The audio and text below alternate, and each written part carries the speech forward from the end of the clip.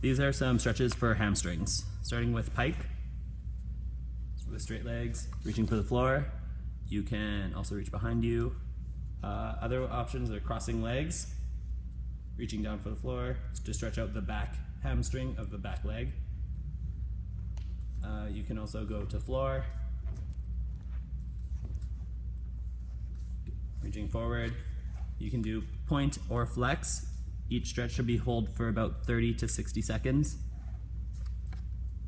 And you can also go to straddle, to reaching inside of the foot and pulling yourself forward, making sure that the toes are rolled out so that they're not and your knees aren't rolling in. And to runner stretch, focusing that your hips are in line above your knee.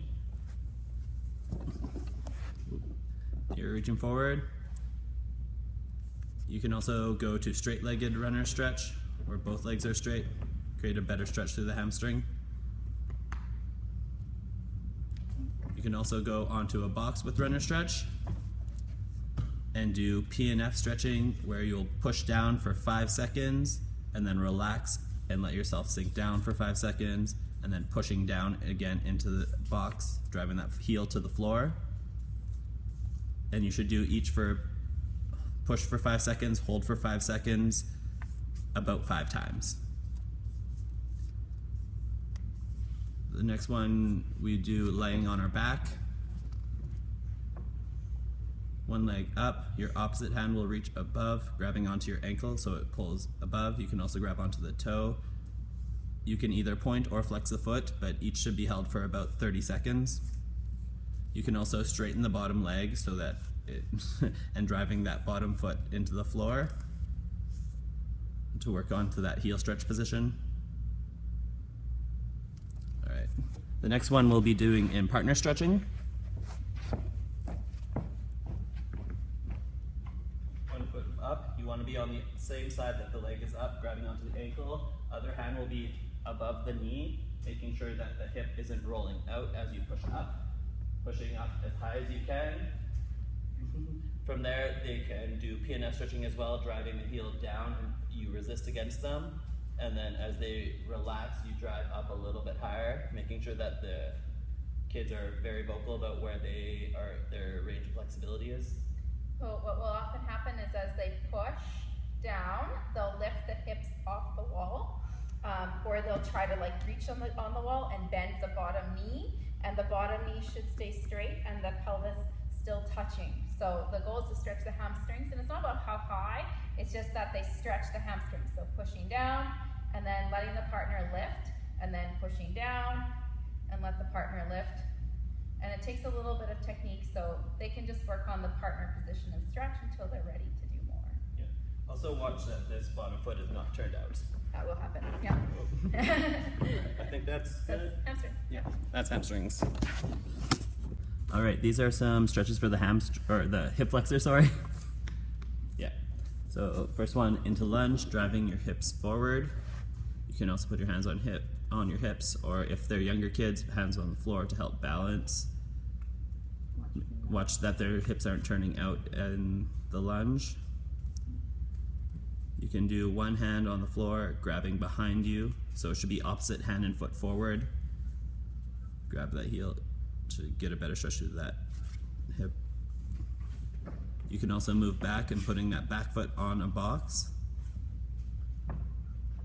and lunge. Oh, pretty deep knee bend. Yeah. And reaching back towards the box. All right.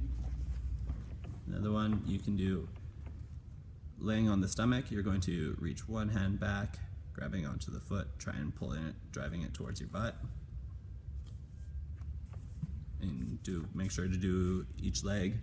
Hold for about 30 seconds. And the last one would be partner stretch in the arabesque position. Stomach to the wall, whichever leg is up. You want to be on that side of the leg, grabbing onto the ankle and above the knee, making sure that this foot isn't turning out as you lift it. That you're keeping it straight back, the hips are square as you drive up. You can also do PNF stretching with this, driving the foot down and resisting against. And then as they relax, drive a little bit higher. All right. Anything else? Awesome. All right. For splits, we're looking that the hips are square. One hand is on each side of the foot. Make sure that your athletes are not having both hands on one side of the leg. So if you were to do this, then the hips would come out of line. We always want make sure that the hips are square so that you're getting a good stretch to that back hip flexor. This is better than if it's lower and open. So we'd rather them do it properly with their knee under and their back foot all the way on the floor instead of turned off to the side.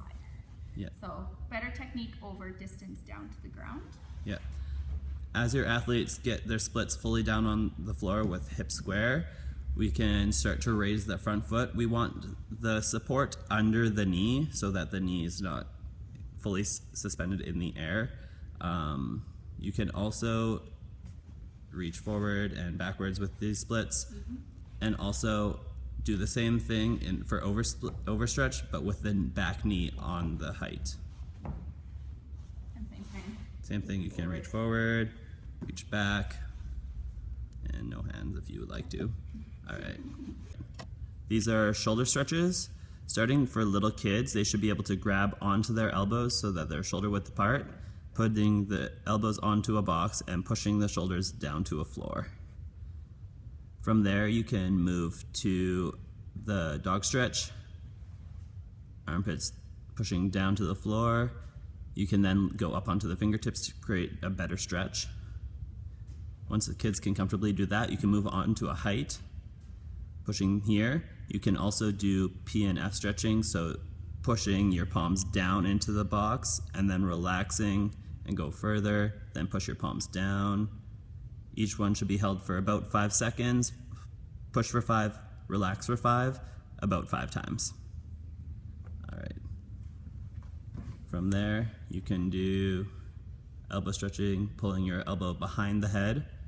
For younger kids, tiny aged, watch that before they go to bridge that their arms aren't going out to the side and they can actually keep their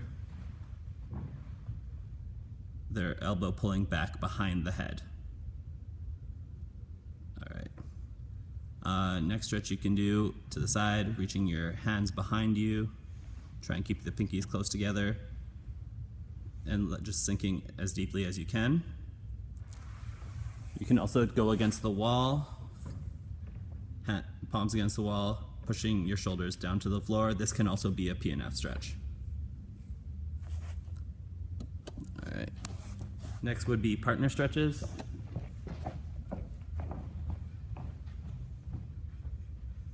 Grabbing below the elbow and pulling back.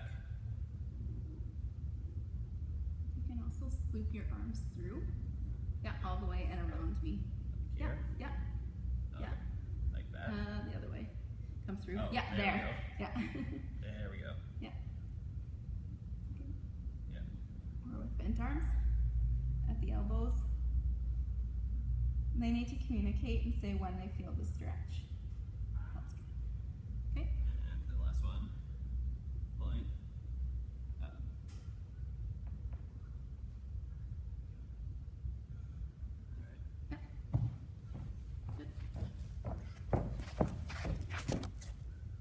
All right, next is back stretching.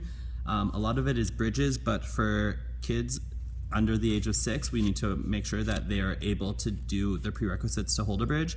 The first one being the shoulder flexibility, being able to pull the shoulder behind the ear so that they can actually get to the range that they need to be for the bridge. Making sure that they have flexibility in the shoulder range instead of having their shoulder being closed and unable to pull back.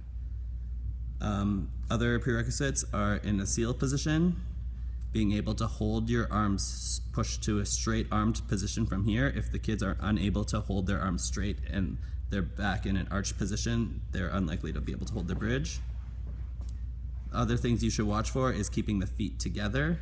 If they're unable to squeeze their heels together and hold that position strong enough, it'll be hard for the child to hold a bridge. The next one we will look at is a bridge against the wall. If the kids are unable to do that, they can work on a bridge against the wall, reaching back, looking that their arms stay straight as they walk down, holding their strong position against that bridge.